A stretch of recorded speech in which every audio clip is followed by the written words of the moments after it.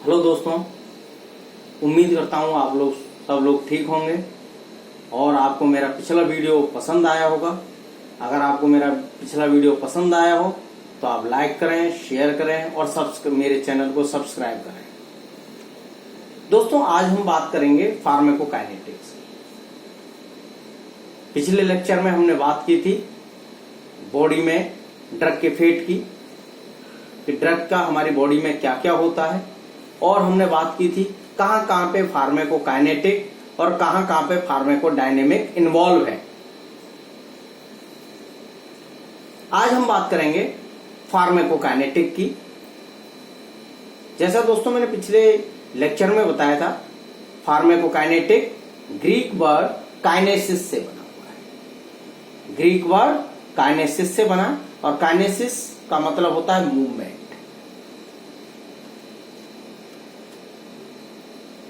और दोस्तों हमने बात की थी pharmacokinetic means what the body does to the drug. जो बॉडी ड्रग पर काम करती है वो क्या है?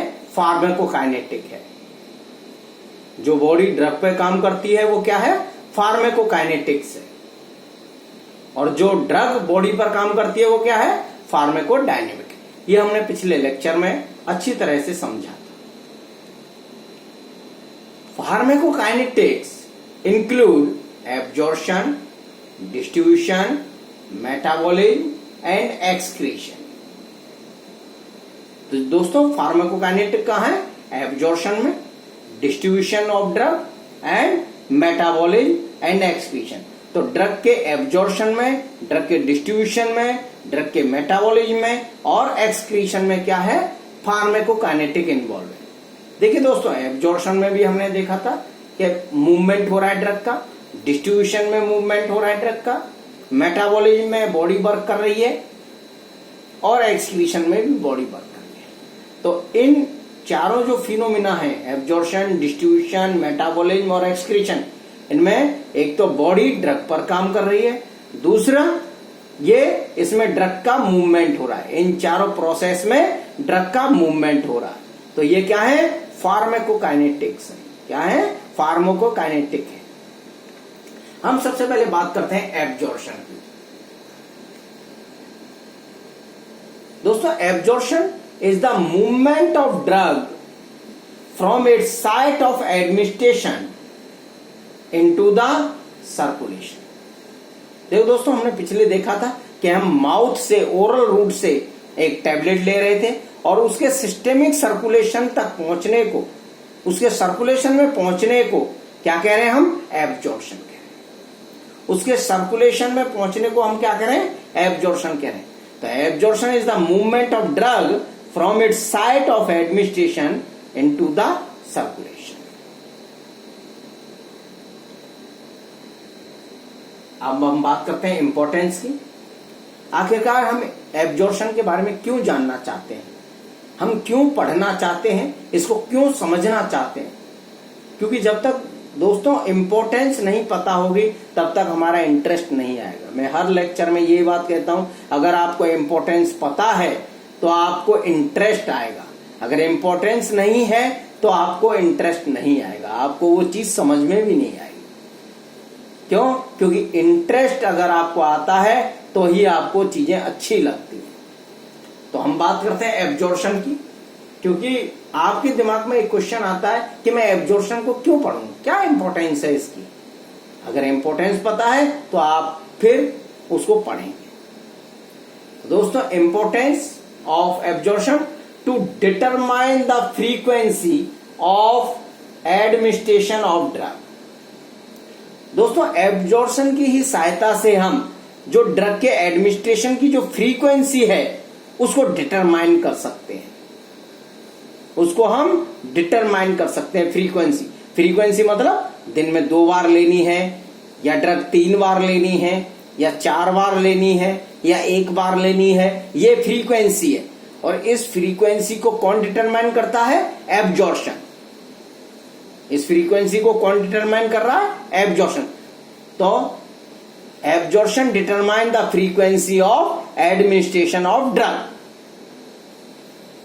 Next importance, to determine duration of effective action of drug, to determine duration of effective action of a drug. जो ड्रग का इफेक्टिव एक्शन है उसका ड्यूरेशन एब्जॉर्प्शन से तय होता है। किससे तय होता है? एब्जॉर्प्शन। देखिए दोस्तों, अगर एब्जॉर्प्शन ज्यादा होगा तो ब्लड में जो कंसंट्रेशन है ड्रग की वो ज्यादा होगी, वो ज्यादा होगी तो जो इफेक्टिव एक्शन है उसका टाइम पीरियड ज्यादा होगा। मैंने पिछले में भी बताया था कि ये फ्री ड्रग और प्रोटीन बाउंड ड्रग में कन्वर्ट हो जाती है। जैसे ही ये ब्लड में जाती है ड्रग, तो ये क्या है, दोनों इंटरचेंजेबल हैं। कैसे हैं? इंटरचेंजेबल हैं। यानी कि प्रोटीन बाउंड फॉर्म जब तक है तब तक क्या है, फ्री ड्रग अवेलेबल रहेगी आपकी बॉडी में। मैंने बताया था डिस्पेंसर का, मैंने पिछली बार भी एग्जांपल दिया। दोस्तों, डिस्पेंसर में जब तक बोतल में ऊपर पानी होता है, ये मान लीजिए डिस्पेंसर की बोतल है और ये डिस्पेंसर है और इससे हम पानी ले रहे हैं, तो जब तक इस बोतल में पानी है तब तक इस डिस्पेंसर से हमें पानी मिलता रहेगा। तो ये किस पे डिपेंड कर रहा है? ये एब्जॉर्प्शन पे डिपेंड कर रहा है। अगर इस बोतल में पानी पहले से ही कम हो, हाफ हो, तो हमें क्या होगा, जो इफेक्टिव एक्शन है वो कितनी, उसकी ड्यूरेशन कैसी होगी, कम हो जाएगी। अगर ये बोतल पूरी भरी हुई है तो क्या होगा, इफेक्टिव कंसंट्रेशन जो है वो ज्यादा टाइम तक हमें मिलेगी, ज्यादा ड्यूरेशन तक हमें मिलेगी। तो इफेक्टिव एक्शन जो है वो कितने टाइम पीरियड जो है वो कौन तय करता है, एब्जॉर्प्शन तय करता है। तो ये दूसरा इसका इंपॉर्टेंस है। तो देखिए, पहला इंपॉर्टेंस था frequency of administration of a drug, दिन में कितनी बार दी जाए, 1 बार, 2 बार, 3 बार, 4 बार, तो ये कौन तय करता है, एब्जॉर्प्शन तय करता है। दूसरा, to determine duration of effective action of a drug, यानी जो इफेक्टिव एक्शन है उसका ड्यूरेशन कौन तय करता है, वो भी एब्जॉर्प्शन तय करता है। तीसरा जो इंपॉर्टेंस है वो है to predict onset of desired और undesired effect of a drug. Onset of desired, onset का मतलब होता है दोस्तों, जैसे ही हमने ड्रग दी और जब हमें इफेक्ट दिखाई दिया, इफेक्ट दिखाई देने लगा, वो जो पहला इफेक्ट दिखाई दिया उसको हम ऑनसेट ऑफ एक्शन कहते हैं। क्या कहते हैं दोस्तों, ऑनसेट ऑफ एक्शन। जैसे अभी आपने कोई पेन किलर ली और उस पेन किलर को लेने के 1 घंटे बाद आपको थोड़ी राहत महसूस हुई, इसका मतलब उसका ऑनसेट ऑफ एक्शन कितना है, 1 आवर। मैंने यहां दोनों चीजें लिखी हैं दोस्तों, डिजायर्ड एंड अनडिजायर्ड, क्योंकि जहां पर डिजायर्ड होगा वहां पे अनडिजायर्ड भी होगा। मैंने पहले बताया था जो ड्रग है वो बॉडी के साथ इंटरेक्ट करती है और इंटरेक्ट करके कुछ हार्मफुल इफेक्ट जनरेट करती है जिन्हें हम अनडिजायर्ड इफेक्ट कह रहे हैं, और कुछ यूजफुल इफेक्ट करती है जिन्हें हम थेरेपेटिक और डिजायर्ड इफेक्ट कह रहे हैं। तो जहां ये डिजायर्ड इफेक्ट और अनडिजायर्ड इफेक्ट का जो ऑनसेट है वो किस पे डिपेंड करता है, एब्जॉर्प्शन। दोस्तों कैसे, देखिए, अगर एब्जॉर्प्शन ज्यादा होगा, मान लीजिए कंसंट्रेशन है, कंसंट्रेशन ज्यादा होगी तो एक्शन जल्दी आएगा। कंसंट्रेशन ज्यादा होगी तो एक्शन जल्दी आ जाएगा। थेरेपेटिक वैल्यू जल्दी आएगी, और थेरेपेटिक वैल्यू जल्दी आएगी तो क्या है, ऑनसेट ऑफ डिजायर्ड और अनडिजायर्ड इफेक्ट जल्दी हमको मिलेगा। अगर कंसंट्रेशन कम है, मान लीजिए थेरेपेटिक वैल्यू 50% कंसंट्रेशन है और आपका एब्जॉर्प्शन 30% है, तो थोड़ी देर बाद आपको डिजायर्ड और अनडिजायर्ड इफेक्ट मिलेगा। टाइम लग जाएगा, हो सकता है आपको डोज बढ़ानी पड़े डिजायर्ड और अनडिजायर्ड डिजायर्ड एक्शन पाने के लिए। तो दोस्तों, ऑनसेट ऑफ एक्शन किस पे डिपेंड करता है, एब्जॉर्प्शन पे। जितना ज्यादा अच्छा एब्जॉर्प्शन होगा, ऑनसेट ऑफ एक्शन उतना जल्दी होगा, ऑनसेट ऑफ एक्शन उतना जल्दी आएगा, यानी आपको इफेक्ट जल्दी दिखाई देगा। ये दोस्तों, ये इसके 3 इंपॉर्टेंस थे, आपको समझ में आ गए होंगे, मैं आशा करता हूं।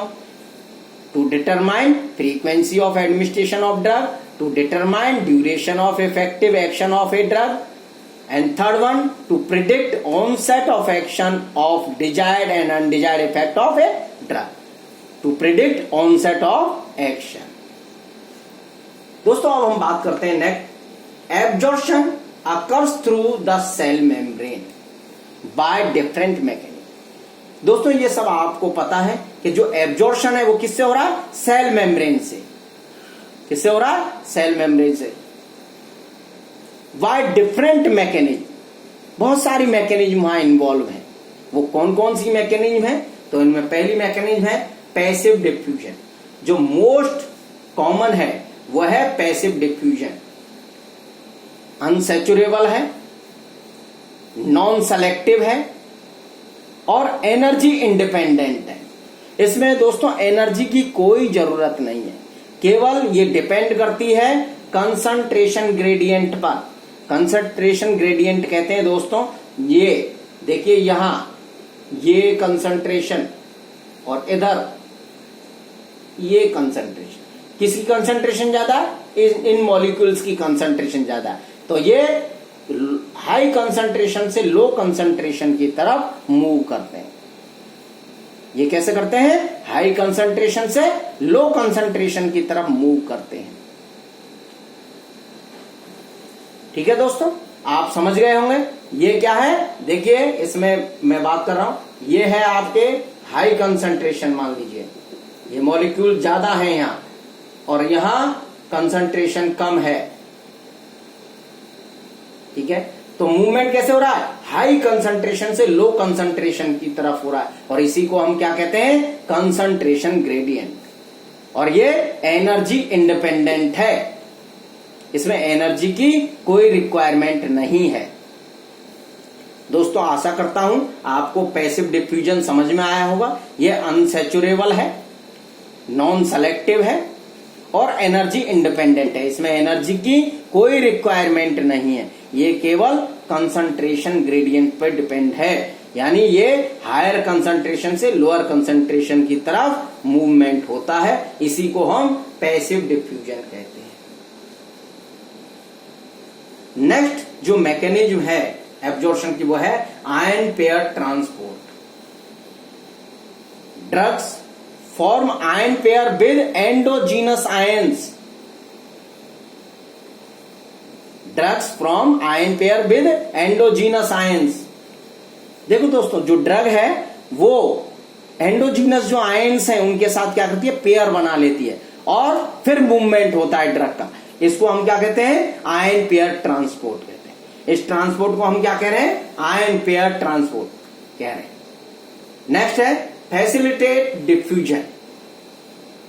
ये स्पेशलाइज्ड ट्रांसपोर्ट में आता है और इसे कहते हैं हम फैसिलिटेट डिफ्यूजन। ये सैचुरेबल है, नॉन सेलेक्टिव है और एनर्जी इंडिपेंडेंट है। ये भी कैसा है दोस्तों? एनर्जी इंडिपेंडेंट है और बेस्ड ऑन कंसंट्रेशन ग्रेडियंट। किस पे डिपेंड करता है? कंसंट्रेशन पे डिपेंड करता है। ये फैसिलिटेट डिफ्यूजन है दोस्तों। आशा करता हूं आपको समझ में आया हो। ये थर्ड मैकेनिज्म है। पहली मैकेनिज्म थी पैसिव डिफ्यूजन, सेकंड मैकेनिज्म थी आयन पेयर ट्रांसपोर्ट और थर्ड थी फैसिलिटेट डिफ्यूजन। इसमें दोस्तों फैसिलिटेट का मतलब है दूसरा कोई आयन या कोई मॉलिक्यूल फैसिलिटेट करता है किसको? ड्रग के डिफ्यूजन को। ड्रग के डिफ्यूजन को ये फैसिलिटेट है। जैसे GLUT4 क्या करता है? वो फैसिलिटेट डिफ्यूजन करता है। किसका? ग्लूकोज का। Next active transport. नेक्स्ट है एक्टिव ट्रांसपोर्ट। ये सैचुरेबल है। जैसा इसमें समझ में आ रहा है एक्टिव ट्रांसपोर्ट का मतलब है एक्टिव, और एक्टिव का मतलब है एनर्जी की रिक्वायरमेंट होना। दोस्तों जब आप एक्टिव होते हैं तब आप में एनर्जी ज्यादा होती है, आप एनर्जी स्पेंड करते हैं तब आप एक्टिव हो पाते हैं। सेम सिचुएशन यहां पे है। तो ये कैसा है? सैचुरेबल है, सेलेक्टिव है और एनर्जी डिपेंडेंट है। कैसा है? एनर्जी पे डिपेंड करता है। Not based on concentration gradient. ये कंसंट्रेशन से इसका कोई मतलब नहीं है। ये किस पे डिपेंड कर रहा है? एनर्जी पर। तो ये एक्टिव ट्रांसपोर्ट है। नेक्स्ट है दोस्तों वेसिकुलर ट्रांसपोर्ट। ये एंडोसाइटोसिस और एक्सोसाइटोसिस दो तरह का है। ये लार्ज और इम्परमिएबल मॉलिक्यूल्स के लिए होता है, जो मॉलिक्यूल्स बहुत ज्यादा बड़े होते हैं और इम्परमिएबल होते हैं उनके लिए। और इसमें ये एंडोसाइटोसिस यानी अंदर लार्ज और इम्परमिएबल मॉलिक्यूल को अंदर की तरफ लेना, और एक्सोसाइटोसिस बाहर की तरफ सेल के बाहर निकालना। आगे दोस्तों हम बात करते हैं फैक्टर्स अफेक्टिंग एब्जॉर्प्शन। बात करते हैं factor affecting absorption. And the first we discuss about particle size. दोस्तों जो पार्टिकल साइज है वो एब्जॉर्प्शन को अफेक्ट करती है। जितना ज्यादा स्मॉलर पार्टिकल्स होंगे वो ग्रेटर एब्जॉर्प्शन है। Smaller particle greater absorption.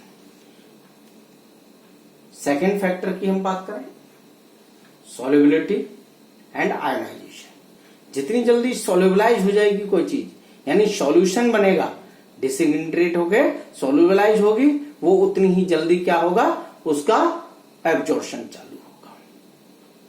Ionisation की बात करें दोस्तों, नॉन आयोनाइज्ड जो ड्रग हैं वो कैसी हैं, मोर लिपिड सॉल्युबल हैं। तो एब्जॉर्प्शन कैसे बढ़ेगा दोस्तों, आपको पता है जो सेल मेम्ब्रेन है, जो हमारी सेल की मेम्ब्रेन है वो क्या है, फॉस्फोलिपिड्स की बनी हुई है। और हमने पढ़ा है like dissolve like, like dissolve like. तो इसका मतलब लिपिड में क्या होगा, पास हो जाएगा। तो उससे उसकी जो ड्रग्स हैं जो नॉन आयोनाइड हैं या अनआयोनाइड हैं वो कैसी होंगी, मोर लिपिड सॉल्युबल होंगी। इसका मतलब एब्जॉर्प्शन ज्यादा होगा। दोस्तों जो एसिडिक ड्रग्स हैं वो एसिडिक मीडियम में अनआयोनाइड फॉर्म बनाती हैं। जो एसिडिक ड्रग हैं वो एसिडिक मीडियम में अनआयोनाइड ड्रग बनाती हैं। जैसे सैलिसिलेट्स, एस्प्रिन, जैसे ही आप स्टमक में सैलिसिन जाती है, स्टमक में एसिडिक मीडियम है, ये एसिडिक मीडियम क्या बनाता है, अनआयोनाइड फॉर्म, यानी कि एस्प्रिन का जो एब्जॉर्प्शन है वो स्टमक से ही स्टार्ट हो जाता है। जो एसिडिक ड्रग है वो एसिडिक मीडियम में अनआयोनाइड फॉर्म बनाती हैं, और ये अनआयोनाइड फॉर्म ही क्या है, लिपिड सॉल्युबल है। बेसिक ड्रग्स की बात करें, बेसिक ड्रग्स फॉर्म अनआयोनाइड और non ionised form in basic medium. Basic drugs forms unionised और non ionised form in basic medium. दोस्तों नेक्स्ट फैक्टर की बात करते हैं मॉलिक्यूलर वेट। तो जितना हाई मॉलिक्यूलर वेट होगा दोस्तों उतना ही क्या होगा, एब्जॉर्प्शन कम होगा, वो इजीली एब्जॉर्ब नहीं हो पाएगी। आप देखिए दोस्तों, आप एक ये रूम है और ये इसका दरवाजा है, इसमें से कौन आदमी जल्दी निकलेगा या आएगा, किसका ट्रांसपोर्ट इजीली होगा, जो पतला होगा। और जो मोटा होगा, जिसका मॉलिक्यूलर वेट ज्यादा होगा, वो कैसा होगा, वो धीरे से निकल पाएगा। ठीक है, वो एक साथ 2 नहीं निकल पाएंगे, 3 नहीं निकल पाएंगे, लेकिन पतले आदमी 2 और 3 निकल पाएंगे। तो जिसका मॉलिक्यूलर वेट ज्यादा होगा दोस्तों वो क्या होगा, वो हाई मॉलिक्यूलर वेट वाले का इजीली एब्जॉर्ब नहीं होगा।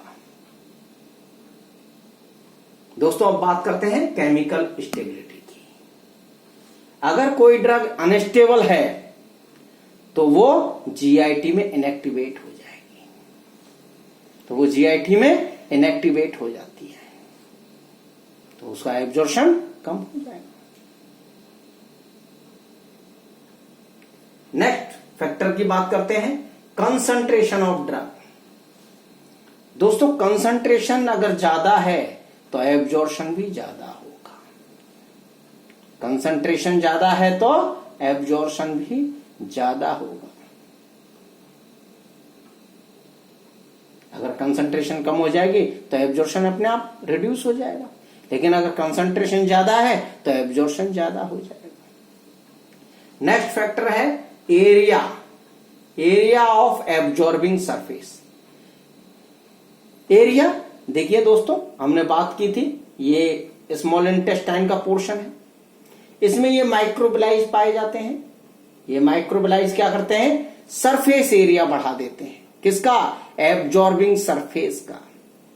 इसीलिए एब्जॉर्बिंग सरफेस बढ़ जाएगी तो क्या होगा, एरिया ज्यादा होगा। देखिए दोस्तों, अगर ये है, ये इस कमरे का गेट है, अब इसमें से ये एब्जॉर्शन हो रहा है, क्या होगा, यहां ये मॉलिक्यूल्स हैं, इधर ये एब्जॉर्शन कर रहे हैं। अगर इस गेट को हम बड़ा कर देंगे, इस गेट के सरफेस बढ़ा देंगे, अगर ये यहां तक है तो क्या होगा, अगर ये 1 2 3 4 ये सारे चैनल्स बन जाएंगे तो क्या होगा, एब्जॉर्शन ज्यादा हो जाएगा। ठीक है, तो सरफेस एरिया बढ़ने पर, ठीक है, एब्जॉर्बिंग सरफेस का सरफेस एरिया बढ़ने पर एब्जॉर्शन बढ़ जाएगा। तो larger area more absorption, larger area more absorption. Next है blood supply of the area of absorption. अगर ब्लड सप्लाई बढ़ेगी तो क्या होगा, एब्जॉर्शन इंक्रीज हो जाएगा, एब्जॉर्शन बढ़ जाएगा, क्योंकि जितना ज्यादा ब्लड सप्लाई होगी उतना ही ज्यादा क्या होगा, कंसंट्रेशन ज्यादा होगी, एब्जॉर्शन बढ़ेगा। सप्लाई बढ़ते ही, ब्लड सप्लाई बढ़ते ही क्या होगा, एब्जॉर्शन बढ़ जाएगा। तो दोस्तों, जैसे ही ब्लड सप्लाई बढ़ती है एब्जॉर्शन साइड की, वैसे ही एब्जॉर्शन बढ़ जाता है। Physical state of drug, next जो फैक्टर है जो अफेक्ट करता है एब्जॉर्शन को, वह है फिजिकल स्टेट ऑफ ड्रग्स। दोस्तों, जो लिक्विड है वो बेटर एब्जॉर्ब है देन सॉलिड, क्योंकि सॉलिड को देखिए, यह आपने लिक्विड लिया है, ये पहले से ही क्या है, सॉल्यूशन फॉर्म में है। ये कैसे है, पहले से ही सॉल्यूशन फॉर्म में है। आपने एक सॉलिड लिए टैबलेट, ये कैसी है, पहले इसको डिसइंटीग्रेट होना पड़ेगा, फिर इसको डिसोल्यूशन होना पड़ेगा, फिर सॉल्यूशन होगा। तो ये जो आपके लिक्विड है वो कैसा है, बेटर एब्जॉर्ब है देन सॉलिड। लिक्विड कैसा है, बेटर एब्जॉर्ब है देन सॉलिड। तो सॉलिड से लिक्विड एब्जॉर्ब होते हैं, लिक्विड ज्यादा जल्दी एब्जॉर्ब होते हैं। तो फिजिकल स्टेट पे एब्जॉर्प्शन डिपेंड करता है। नेक्स्ट है functional state of GIT. Functional state, दोस्तों फंक्शनल स्टेट कहते हैं जो फंक्शन वो प्रोवाइड करवा रही है उसकी स्टेट। अगर मैं प्रॉपर ठीक हूं, मैं तंदुरुस्त हूं, तो मुझसे आप कुछ भी काम कहिए मैं करूंगा। लेकिन अगर वहां मेरे को कोई दिक्कत है, मुझे कोई डिजीज स्टेट है, तो वो एब्जॉर्प्शन को इंपेयर करेगी। जैसे डायरिया, दोस्तों डायरिया में क्या होगा, पेरिस्टालसिस मूवमेंट बढ़ जाएगी, प्रोपल्सिव मूवमेंट बढ़ जाएगी, और बढ़ने से जो टाइम ऑफ कांटेक्ट है जो ड्रग का इस सरफेस, एब्जॉर्प्शन सरफेस के साथ, वो कैसा होगा, कम हो जाएगा। ड्रग जल्दी मूव करेगी, और जल्दी मूव करेगी तो एब्जॉर्प्शन कम हो जाएगा। क्या होगा दोस्त, एब्जॉर्प्शन कम हो जाएगा। तो डिजीज स्टेट में इंपेयर करता है। जैसे डायरिया, डायरिया में आपके जो कॉन्ट्रैक्शन है वो बढ़ जाएंगे, पेरिस्टालसिस मूवमेंट बढ़ जाएगा और प्रोपल्सिव मूवमेंट बढ़ जाएगा। तो जो कांटेक्ट होना चाहिए, जो टाइम वो एब्जॉर्प्शन के लिए इस एब्जॉर्बिंग सरफेस के साथ बिताती है, जितना ये एब्जॉर्बिंग सरफेस के साथ रहेगी तभी तो एब्जॉर्प्शन होगा। दोस्तों जैसे आपके, मान लीजिए आपकी बस कहीं रुकी है, आपका दोस्त आ रहा है, ठीक है, और वो आपसे बात करना चाहता है। आपकी बस अगर धीरे धीरे चल रही है, बिल्कुल बहुत स्लो चल रही है, तो आप उससे बात कर सकते हैं, या थोड़ी देर रुकी है तो वो आप बात कर सकते हैं। लेकिन आपकी बस एकदम से आपके दोस्त के साथ से तेजी से निकल जाए तो ना तो आप उससे बात कर पाएंगे, ना वो आपसे बात कर पाएगा। तो एब्जॉर्प्शन कम हो जाता है डिजीज स्टेट में। डिजीज स्टेट में एब्जॉर्प्शन कम हो जाएगा। नेक्स्ट फैक्टर है दोस्तों presence of other substance. Presence of other substance.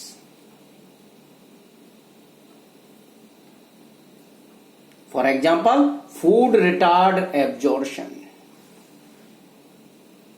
जो फूड की प्रेजेंस है दोस्तों वो एब्जॉर्प्शन को कम करती है, एब्जॉर्प्शन को डिक्रीज करती है। Other substance like calcium, tetracycline.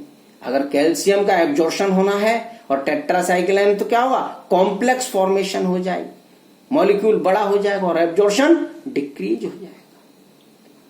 तो जब भी टेट्रासाइक्लिन लेते हैं तो उसके साथ मिल्क नहीं लेते।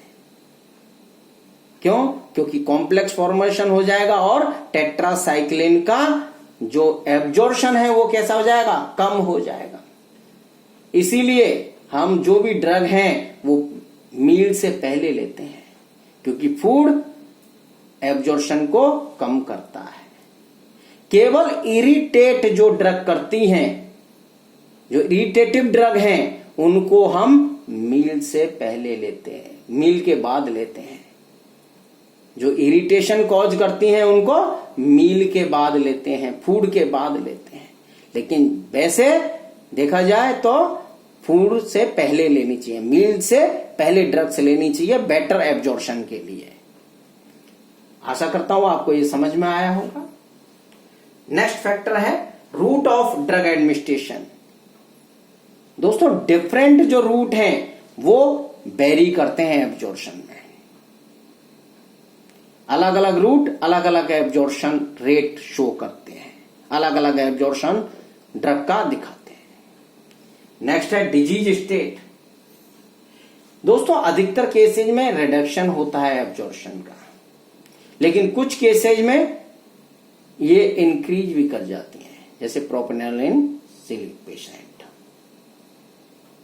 आशा करता हूं आपको आज का टॉपिक समझ में आया होगा, और अगर आपको वीडियो पसंद आई है तो मेरे वीडियो को लाइक करें, शेयर करें और चैनल को सब्सक्राइब करें। Thank you very much.